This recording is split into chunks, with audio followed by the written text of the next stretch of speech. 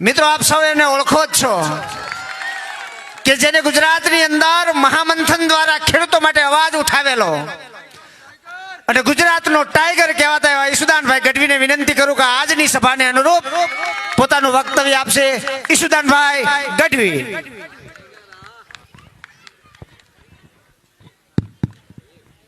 થાકી નથી ગયા ને ભાઈ? થોડું વધારો જરા, હે દબાવો નહીં, વધારો. મિત્રો આજે આપની વચ્ચે ઉપસ્થિત થયા અને એમાં મને આનંદ એ વાતનો છે કે આ જેલમાં ગયેલા સાથીઓ મને ખરેખર ગજગજ છાતી ફૂલે છે કે હાવજડા અહીંયા બેઠા છે. આ વધારો જરો હોય તો તું ડાયલોગ મારું એક આમના માટે. આમના માટે એક ડાયલોગ થઈ જાય મિત્રો. तुमको क्या लगता था नहीं लौटेंगे, नहीं लौटेंगे, गलत. जब तक तोड़ेंगे नहीं तब तक ये लोग छोड़ेंगे नहीं. મિત્રો આજે ખરેખર મને આનંદ આવે છે કે તમારી ધીરજ હું ક્યારથી જોઈ રહ્યો હતો. હું લગભગ મને લાગે છે કે હું જામનગર હતો ને ત્યારથી આ સભા ચાલુ થઈ છે. અને મને ફોન કરતા હતા કે સાહેબ ક્યારે આવો છો, ક્યારે આવો છો? તો હું કહેતો હતો કે મેં તો સ્પીચો એવું હોય ને તો પૂરી કરી નાખજો, ત્યાં સુધી લગભગ હું આવી જઈશ. પણ છતાંય તમે બેઠા છો અને ખાસ કરીને મારી માવડીઓ બેઠી છે, હોકારા વધારે એ પડકારા કરતી હતી. મને એમ લાગે કે એમને લાકડી આપી દો ને તો ભાજપ પણ અહીંથી ભાગી જાય એમ છે. અને હંમેશા આ ધરતી ઉપર મિત્રો જ્યારે જ્યારે પુરુષ અથવા તો પતિદેવ અથવા તો રક્ષક જ્યારે નબળો પડ્યો છે ને ત્યારે મારી ઝાંસીની રાણીઓએ સંભાળ્યું છે. સાહેબ આ ભારતની નારી નારી છે, આ ધરતી છે ભારતની. પુરુષ નબળો પડે એટલે મારી માતા બેન દીકરી એમ કે કેમ મોડો પડી ગયો છે? તો ઉઘરાણી છે કે કાંઈ વાંધો નહીં, એ તો ભરી દેશું, મારા ઘરેણા આપી દઉં, તું મૂંઝાતો નહીં. આ મારી ભારતની આર્ય નારી છે સાહેબ. પણ ભાજપ વાળાને કેવું છે કે આ ધોકા નો લે ને ત્યાં સુધી તમે ખેંચતા નહીં તો આ લોકો તમને ઘૂસવા નહીં દે. હા, વેલા ટકે પાણી આપવું તો પાણી આપી દેજો, પાક વીમો આપી દેજો. મને ખબર છે મિત્રો, આજે ગઈકાલે ખંભાળિયામાં હતો, એક કાર્યક્રમમાં હાજરી આપવા ગયેલો ને મારી માવડીઓ ભેગી થઈ. મને કહે ઈશુદાનભાઈ ઉભા રહ્યો. હું ઉભો રહ્યો ત્યારે મને બે વાત એમણે કીધી. મને કે ઈશુદાનભાઈ હમણાં તમારો એક ભાષણ સાંભળતા હતા કે સોશિયલ મીડિયામાં લાઈવ, તો તમે આ વાંઢા દીકરાનો કહેતા હતા ને એનું જરા બરોબર અમને સમજાવો. મેં કીધું તમને શું લાગતું હતું? મને કે અમને એવું લાગતું હતું કે અમારા દીકરા મને કદાચ કાળો હશે, શામળો હશે, ખેતી કરતો હશે એટલે કુંવારો હશે. પણ તમે કીધું ને એટલે અમે ચોરે ચોરે હવે ચર્ચા કરીએ છીએ કે આપણા દીકરા વાંઢા છે ને એ આપણા કારણે નહીં, ભાજપના કારણે વાંઢા છે સાહેબ. એનો હું તમને સાબિતી આપી દઈશ સાહેબ. એમને વાત નહીં કરું, આપણે ફેંકવું નથી, બરોબર કે નહીં? અને ચારણનો દીકરો ક્યારેય ખોટું બોલે નહીં અને સત્ય તો કોઈના બાપને સામે કહી શકે નહીં. આપણી તાકાત છે માં સરસ્વતીની, આપણે ઉપાસક છીએ. તો ઈ માવડીઓએ મને કીધું, મને કે ઈશુદાનભાઈ વાત કરો ને. મેં કીધું બેન એક કાર્યક્રમમાં હતો, ખૂબ બધી ભીડ હતી, રાહ જોતા હતા. મેં કીધું આજે નહીં પણ આવતીકાલે લીમડીમાં મેં કીધું મારી સભા છે ને એમાં તમે લાઈવ જોજો, હું વાત તમને ત્યારે કહી દઈશ. એટલે એ માવડીઓ માટે મારે આજે વાત કરવી છે, આખા ગુજરાતની માવડીઓ માટે. મિત્રો તમે પણ અહીંયા અનુભવ્યા હશો, ઈશુદાન ગઢવી મિત્રો રાજનીતિમાં આવે ના આવે, સફળ થાય ન થાય ઇમ્પોર્ટન્ટ નથી. અને અમે તો વિઝનથી નીકળ્યા છીએ. હું ભણ્યો, હોશિયાર થયો, મારું બાપુજીએ ભણાવ્યા, પછી એક નાનકડા પીપળિયા જેવા ગામડામાંથી ખંભાળિયાના તાલુકામાંથી મિત્રો ગુજરાતમાં ગર્જના કરી અને હું સમૃદ્ધ બન્યો. અત્યારે માતાજીએ મને બધું આપી દીધું જ. ચીફ સેક્રેટરીનો સેલેરીનો તો ને પગાર સૌથી મોટો અધિકારી કહેવાય ગુજરાતનો ને ચીફ સેક્રેટરી CS કહેવાય. એના કરતા વધારે આ તમારો ભાઈ એ સમયે પગાર લેતો હતો જ્યારે મહામંથનમાં તમે મને જોયો હતો સાહેબ. અને જ્યારે મેં એવું નક્કી કર્યું કે હું જો એક નાનકડા ગામડામાંથી આવીને સમૃદ્ધ બની શકું, ઈશ્વરની સાક્ષીએ કહું છું મિત્રો, તો મારો એક એક નવયુવાન, મારા ખેડૂત, મારા મજૂરો, મારા શ્રમિકો માટે મારે બાકીની જિંદગીમાં કંઈક કરીને પછી મરવું છે ને આવી નેમ લીધી છે ને એટલા માટે રાજનીતિમાં આવ્યા છે. તમને ભાજપને મિત્રો એમ હતું કે સુદાનભાઈ, ઘણા મને એવું કહેતા કે સુદાનભાઈ તમે પત્રકાર હતા, સારા હતા, પીક ઉપર હતા, તમારી સારી સેલેરી હતી, રાજનીતિમાં નો આવાય, રાજનીતિમાં આમ થાય, ફલાણું થાય. હું એ લોકોને કહેવા માંગુ છું, આ વાંઢાનો દાખલો આપવો છે, રાજનીતિનો આપવો છે ને આપણે શું કામ આવ્યા છે ને એનો આપવો છે. હમણાં પ્રવીણભાઈ, મનોજભાઈ, બ્રિજરાજભાઈ ઘણું કીધું.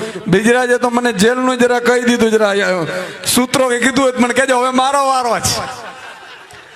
પણ આ ભાયડા કોઈથી BM નથી, એના બાપની તાકાત હોય ને એટલો સમય રાખેલી છે સાહેબ.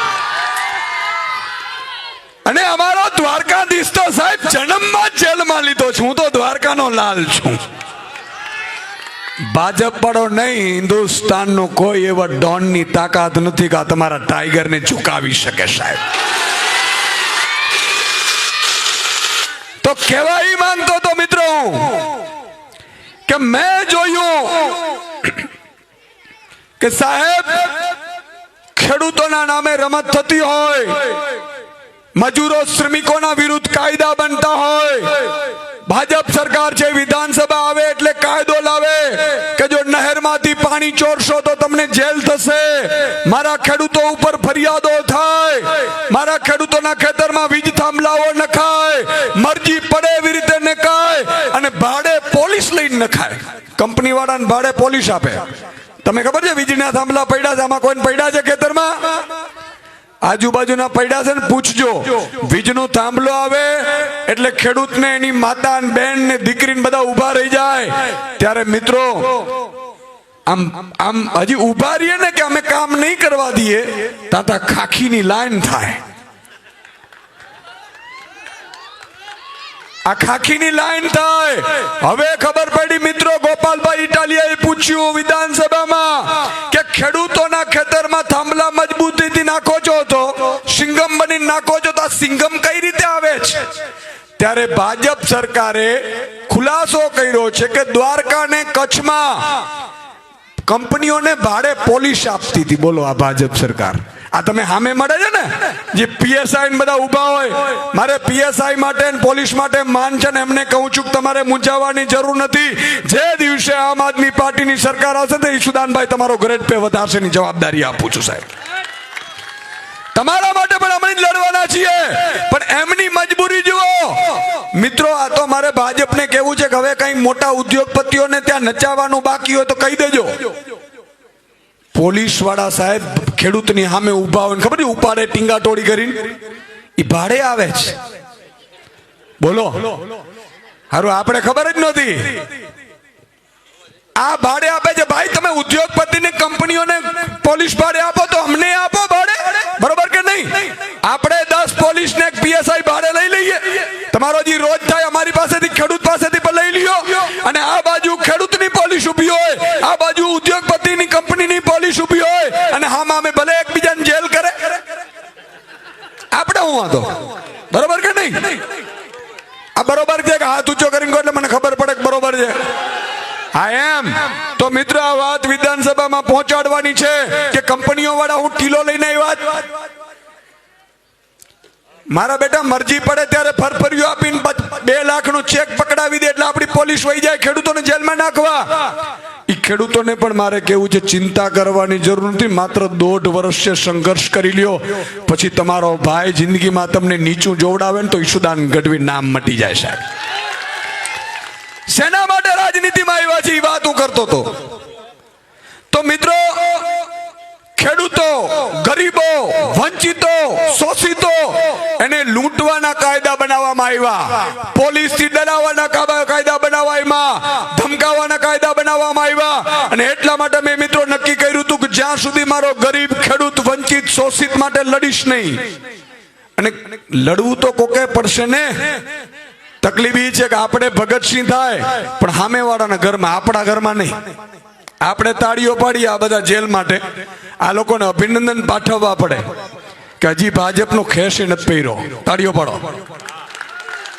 જુઓ મર્દના પાટિયા સાહેબ, એમ કઈ હોય મારો ખેડૂત છે ને સાહેબ ઈ જ કરી શકે, બીજા કોઈની તાકાત નથી. તો હું એમ કહેતો હતો કે ઈ લોકો એક ખેડૂતો, ગરીબો, વંચિતો, શોષિતો વિરુદ્ધ કાનૂન બનાવ્યું ને ત્યારે નક્કી કર્યું હતું રાજનીતિમાં આવવું પડશે. હવે આ દીકરા કેમ વાંઢારીએ છે એની વાત કરું છું. ગામે ગામે તમે જુઓ, આમાં અહીંયા ગામે નીકળશો તો 5-25 વાંઢા તમને મળશે, મળે કે નહીં? કુંવારા બિચારા મળે, હા મામે અથડાતા હોય, હે હા મામે અથડા. અને વાંઢાઓને સંગઠન બને ને તોય ભાજપ પડી જાય. હા, અને ઈ ખુકામ બને છે. તો મિત્રો 20 વીઘાનો મારો ખેડૂત હોય, મારી માતા બેન દીકરીઓની 20-20 વીઘાની ખાતેદાર છે, પણ વધે કાંઈ નહીં. બેંકવાળા માંગતા હોય, અહીંયા તમે જુઓ અનાજ કરિયાણાના દુકાનવાળો માંગતો હોય, લગ્ન પ્રસંગમાં ચાંદલો લખાવવાનો હોય તો એમાં આપણે સાંધા પડી જાય. 20-20 વીઘાની, 40-40 વીઘાના માલિક મારા ખેડૂતો. કારણ કે એને ભાવ આપવામાં નથી આવતો, એની નીતિ ખેડૂત વિરોધી છે સરકારની. ભાવ નો આપે, સાચું કે નહીં માવડીઓ? ભાવ નો આપે એનાથી મોટી વાત મિત્રો પાણીમાં, વીજળીમાં, વીજળી પાછી રાત્રે આપે. રાત્રે સરપની વચ્ચે, હમણાં હું અહીં આવતો હતો ને, સરત આમ રસ્તામાંથી સાપ જતો હતો. મેં કીધું, વિચાર એ જ કર્યો, મેં કીધું મારા ખેડૂતો રાત્રે પાણી વારતા હશે પેલી બૂટ પહેરીને સરપની વચ્ચે, અને આ પાપિયાઓ, નાલાયકો, મારે ન કહેવું જોઈએ, હરામખોરો મારા ખેડૂતોના હકનું ખાઈ ખાઈને પાડા થયા છે. તો મિત્રો હું કહેવા ઈ માંગતો હતો કે તમે ખેતી રહેવા ન દિયો. નોકરીમાં તમે જાય તો પેપર ફૂટી જાય, સરકારી નોકરી મળે નહીં તો દીકરી કોણ આપે? અત્યારે આપણે વાંઢા રહીએ કે ન રહીએ. અને પછી ભાજપનો એક બાગડો હોય આપણા ગામમાં, બાગડાની વાત મારે તમને કરવી છે. હમણાં મને મયુરભાઈ કીધું, મને કે સાહેબ બાગડો ભૂલાય નહીં. નહીં ભૂલાય.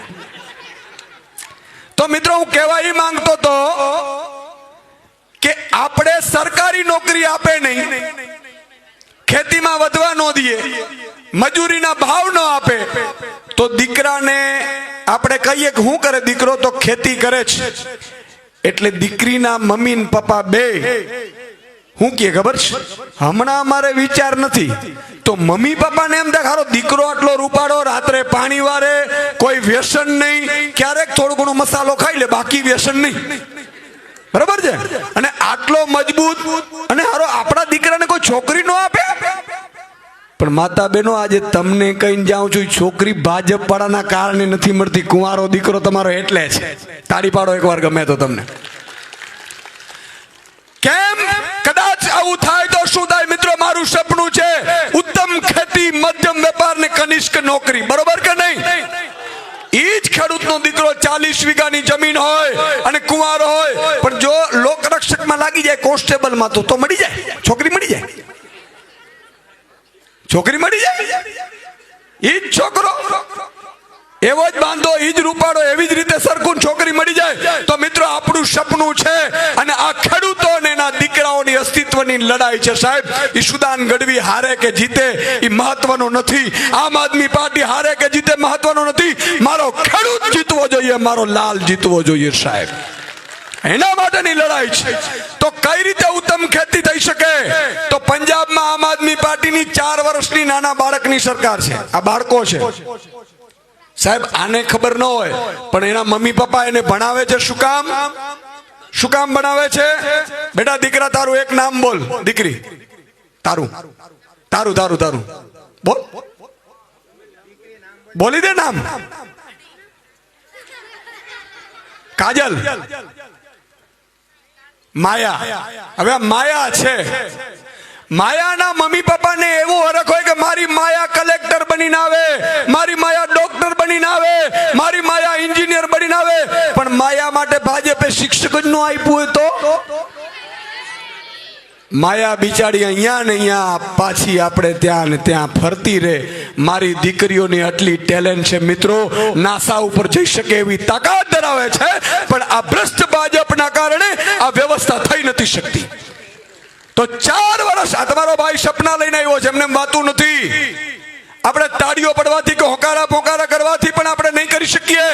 આપણે સમજવું પડશે, જાગવું પડશે અને પછી એક થવું પડશે, ત્યારે આ બધી વ્યવસ્થાઓ પરિવર્તન થશે. સાહેબ, આજે હું કહેવા માંગુ છું મિત્રો, આમ આદમી પાર્ટીની 4 વર્ષની સરકાર છે.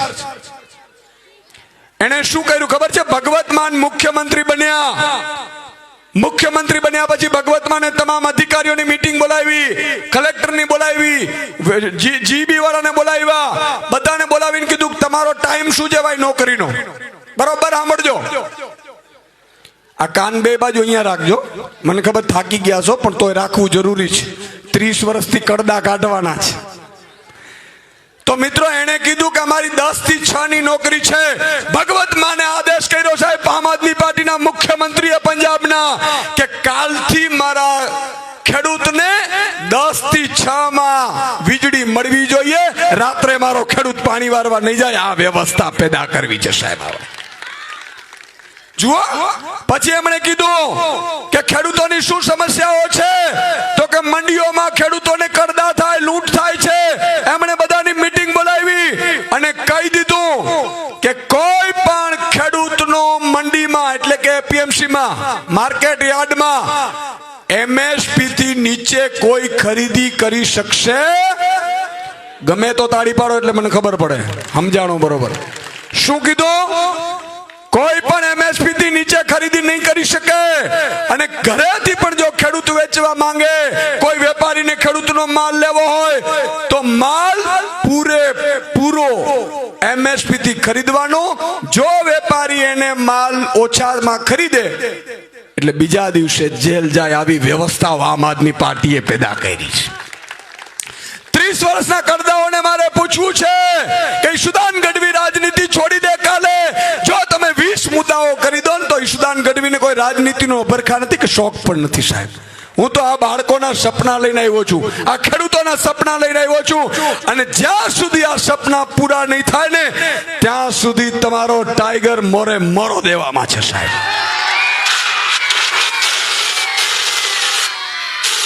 આજે ચિંતા એ વાતની છે.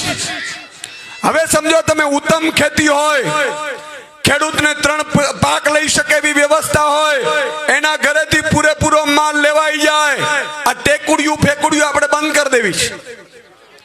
ટેકાના કેન્દ્રમાં જાય પછી અહીંયા ભાજપ વાળાને આપે. અને ભાજપ વાળો કોણ છે ને એ તમને વાત કરી શકે બાગડાની. હવે ભાજપ વાળો કેટલો કમાય છે ખબર છે તમને? કેટલા લોકો એ ટેકાના ભાવે માલ વેચવા ગયા, હાથ ઊંચો કરો એટલે મને ખબર પડે. ટેકાના ભાવે આપવા જ નથી ગયા માલ, ગયા છો ને? હવે સાંભળજો, જે ટેકાના ભાવે તમે માલ આપવા ગયા, ઈ ટેકાના ભાવે ભાજપે જેને અપાવ્યા, ઈ માણસ માત્ર 1.5 મહિનામાં 1.5 કરોડ થી 2 કરોડ રૂપિયો કમાય છે. આ એમને મોદી નથી કરતો, એને માલ મળે છે એટલે કરે છે. હવે એનો તમને દાખલો આપું મિત્રો. આજે ઘણા લોકો એમ કે ઈશુદાનભાઈ આજે તમે ખૂબ લડો છો, ખૂબ મહેનત કરો છો, લડતા રહેજો, અમે અંદર ખાને તમારી સાથે છીએ. બહાર આવી શકાય એમ નથી, આવું કહે છે ને ઘણા, કહે છે કે નથી કહેતા? એનો મતલબ એ થયો કે બહાર કોઈક બાગડાથી ડરે છે. સાચું કે નહીં? બાગડો ક્યાં ગોઠવાનો છે? સામેની પાર્ટીમાં ગોઠવાનો છે. બરોબર કે નહીં? આ માતા બહેનો છે, નાના બાળકને ઉડાવવું હોય એટલે શું કહે? સુઈ જા, નહીં તો બાગડો આવશે. આવું કહે છે ને? આપણે એવું કહેતા હતા, મારી મમ્મી એવું કહેતા હતા, સુઈ જા નહીં તો બાગડો આવશે. મેં ક્યારે બાગડાને જોયો નહીં. તમે પણ જુઓ, ગામે ગામ એક બાગડો હશે સામેવાળાનો, ગામમાં, તાલુકામાં, જિલ્લામાં. તો મારે આપણે કેવું છે, એ લોકો જે બિચારા ડરે છે કે બધાય પ્રવીણ રામ નહીં બની શકે, બીજે બધાય રમેશ વોચમેન નહીં બની શકે, બધા આ જેલવાસ ભોગવી શકે નહીં. તો મિત્રો તમારે શું કરવાનું? તમારે આગામી તાલુકા જિલ્લાની ચૂંટણી આવે એટલે બાગડાના વખાણ કરવાના. બાગડાભાઈ તમે જ જીતવાના છો, બાગડાભાઈ તમે જ જીતવાના છો. બાગડાભાઈ નું ખેસ પણ જો પહેરાવે તો પહેરી લેવો, બાગડાભાઈ ની ગાડીમાં આવવાનો, બાગડાભાઈ ના ભજીયા ખાવાના, બાગડાભાઈ ના ગાંઠિયા ખાવાના. પણ બૂથમાં તમે મતદાન આપવા જાઓ એટલે જેમ મંદિર હોય, આ મંદિર છે એનાથી 100 મીટર દૂર ભૂત આવી શકે, ભૂત આવી શકે. બરોબર સમજાય છે ને?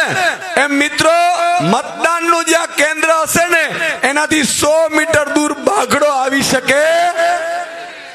એટલે મારે તમને એમ કહેવાનું કે બાગડાભાઈ ની ગાડીમાં આવી બાગડાભાઈ ને કહેવાનું કે બાગડાભાઈ હમણાં જ અંદર જાઉં છું, તમારો બટન દબાવીને આવું છું. અને મિત્રો અંદર જઈને 2 બટન હશે, એક બાગડાનું બટન હશે અને એક ઝાડુનું બટન હશે. સાહેબ ઝાડુનું બટન આમ કરીને આમ દબાવશો એટલે બહારથી બાગડો અલોપ. આ કરવા જેવું કે નહીં? કરવા જેવું કે નહીં? તો જે ડરતા હોય ને એમ કહેતા ને અંદર ખાને એને આમ કહેવાનું. પણ મિત્રો મારે એક બીજી વાત કરવી છે, છેલ્લી વાત કરીને મારી વાત પૂરી કરીશ. મિત્રો ભગવાન કૃષ્ણ ને અર્જુન ને મારે યાદ કરવા છે. આજે માતા બહેનો બેઠી છે, સપ્તાહો થતી હોય, આ બધામાં સાંભળે છે. તો મિત્રો અર્જુન ને કૃષ્ણએ કીધું કે બાણ માર. અર્જુને કીધું કે મારે મરાય નહીં, સામે મારા ગુરુ દ્રોણાચાર્ય છે, મારા દાદા ભીષ્મ છે, મારો ભાઈ કર્ણ છે, આના મારા મરાય નહીં. અર્જુને બાણ હેઠા મૂકી દીધા. અને ત્યારે અખિલ બ્રહ્માંડના કંપનીના માલિકે કીધું, ઠાકરે કીધું કે માર બાણ ઈ તારા નથી, નહીં તો તને વિધિ નાખશે. અને તારા રથ ઉપર હું ઊભો છું, તને વિધે એ મને મંજૂર ન હોય, મારે સૃષ્ટિ ચલાવવાની છે. સાહેબ આ વાત અર્જુને કીધી, અર્જુનને. અને પછી બીજો દાખલો આપ્યો કે કંસ મારો શું થતો હતો, કંસ મારો શું થતો હતો? ત્યારે અર્જુને કીધું કે તમારો મામો થતો હતો. તો કે સગો મામો પણ જો અસત્યના રસ્તે હોય તો સાહેબ ગોળીએ ધરબી દેવામાં પાપ નથી, મેં ધરબી દીધો હતો. તો મિત્રો હું આપણે કહેવા માંગુ છું કે આગામી તાલુકા જિલ્લા પંચાયતની ચૂંટણી આવે છે, એમાં બાગડામાંથી આપણા મામા કંસ પણ આવશે. સમજણ પડી? બરોબર સમજણ પડી? મિત્રો હગા મામાને ઉભો રાખશે કે આ જ્ઞાતિનો આગેવાન છે, આ જાતિનો આગેવાન છે, આ ટેકાના ભાવમાં હમણાં જ 2 કરોડ કમાણો છે, એ દારૂ વેચી શકશે, ગાંઠિયા વેચી શકશે, ભજીયા વેચી શકશે અને મતદાન લઈ જાય. તમારે ત્યારે ભગવાન કૃષ્ણને યાદ કરવાનું છે, આપણા ઠાકરને યાદ કરવાનું છે કે ઠાકરે કીધું તો કે સાહેબ અસત્યના ઘોડા ઉપર કદાચ સગો મામો હોય ને તો એને કહી દેવાનું કે મામા તું તારા રસ્તે. આ ત્યારે તમે કરી. આગામી તાલુકા જિલ્લા પંચાયતની ચૂંટણી આવે છે. મિત્રો ખેડૂતોના સપના લઈને નીકળ્યા છીએ, મજૂરોના સપના લઈને નીકળી ગયા છે. આજે આ સ્કૂલો એવી આલાગ્રાન આપણી આમ આદમી પાર્ટીની સરકાર આવતા સ્કૂલ બનશે કે અહીંયા મારી દીકરી, હમણાં જ કીધું મેં, દીકરી હતી, એ દીકરી અહીંયા ઇંગ્લિશ મીડિયમમાં ભણાવતી હોય ને આ માવડીઓ પાસે ઇંગ્લિશમાં સડસડાટ બોલતી હોય ને આવું સપના લઈને આમ આદમી પાર્ટી નીકળી છે. કડદા કરવા માટે નથી નીકળ્યા. કડદા કરવા હોત ને તો વેલા અહીંયા જ ગોઠવાઈ જાત. કડદા કરવા એને ક્યાં ગોઠવાય ભાઈ? એનાથી મોટા ક્યાં કડદા થાય? પણ મારે આપણે એટલું કહેવું છે મિત્રો, ખેડૂતો એક બનવું પડશે. તમારે જ્ઞાતિ, જાતિ, ધર્મ, મામા, માસી, પોયરા બધાને ભૂલીને કરવું પડશે. અને માતા બહેનોને પણ કહું છું કે તમારે શું કરવાનું ખબર છે? હમણાં પેલી સપ્તાહો થશે ને ભજન મંડળીઓ થાય ને આ મંદિરને લગનગાળું હોય ને ત્યાં ચાલુ કરવાનું કે આપણા દીકરા કુંવારા રહીએ છે ને આ બાગડાઓના કારણે રહીએ છે. આ વખતે બાગડાઓને કાઢવું છે. માતાજીઓ આટલી કરશો ને એટલે એક બાગડાભાઈના પત્ની પણ અહીંયા બેઠા છે, એને ધીરેકથી કહેવાનું બેન તારા પતિના કારણે આ ગામમાંથી 150 મત જાય છે અને એના કારણે મોટો બાગડો મજબૂત થાય છે અને એના કારણે મારા ખેડૂતોને, ગરીબોને, વંચિતોને, શોષિતોને લૂંટી લે છે, એપીએમસી માં કડદા કરે છે, ભાવ નથી આપતા, આપણા દીકરા કુંવારા રહીએ છે. અને એટલા માટે બેન તને કહું છું, તું બાગડા જોડે ન રહેતી, તું આમ આદમીને ઝાડુને મત આપજે, બહેનોના નિશાન ઝાડુને મત આપજે. બહેનો આટલું કરશો ને એટલે 15 દિવસની અંદર આખું પરિવર્તન થઈ જશે. બોલો કરશો? આ માવડીઓ મને ખરેખર આનંદ આવે છે. આટલા ઉત્સાહથી આટલી રાતે જ્યારે મા ભગવતીઓ બેઠી હોય ને ત્યારે સમજવાનું કે બાગડાનો મા ચાંબુડ હવે નાશ કરી નાખશે. તો આજે મને ખૂબ આનંદ થયું. ફરીથી આ બધા લોકોનો ખૂબ ખૂબ આભાર માનું છું. આપ મોડે સુધી ઉપસ્થિત રહ્યા. અહીંયા પણ બધા પત્રકાર મિત્રો પણ ઉપસ્થિત છે, મીડિયા મિત્રોના પણ ઉપસ્થિત છે. અને મિત્રો એક થઈને રહેજો. 54 લાખ ખેડૂતો, એના 5 પરિવાર એટલે 2.5 કરોડ મતદારો થાય. 2.5 કરોડ મતદાર હોય, 1 કરોડ અને 20 લાખ શ્રમિકો ભેગા થઈ જાય આપણી જોડે, પછી બાગડાઓના બાપની તાકાત નથી તમને હરાવી શકે સાહેબ. બોલો ભારત માતા કી જય. જવાન ઇન્કલાબ.